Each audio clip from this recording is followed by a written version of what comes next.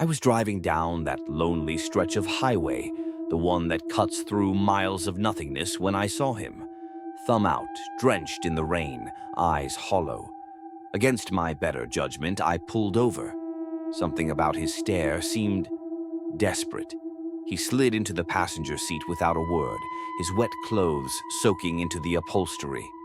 The smell hit me first, like earth and decay.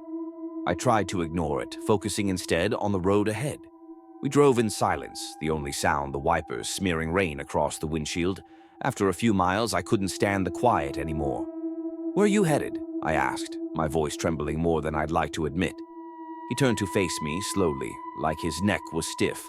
His eyes, though, those dead eyes, locked onto mine, and I swear I felt my blood run cold. "Home," he replied, voice low and cracked like something long forgotten.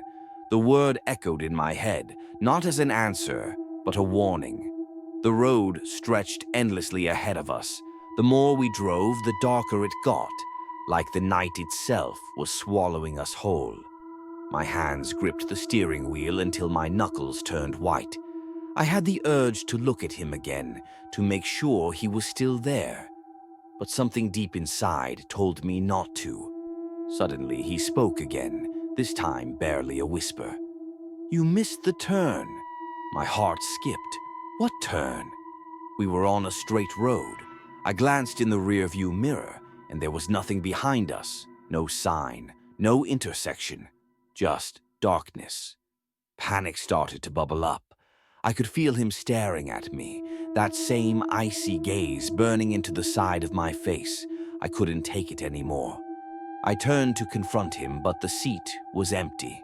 I slammed on the brakes, the car skidding to a stop in the middle of the deserted road. My breath came in ragged gasps as I scanned the dark, empty space beside me. He was gone, but the seat was still wet, and that smell of decay lingered. Shaking, I turned back to the road.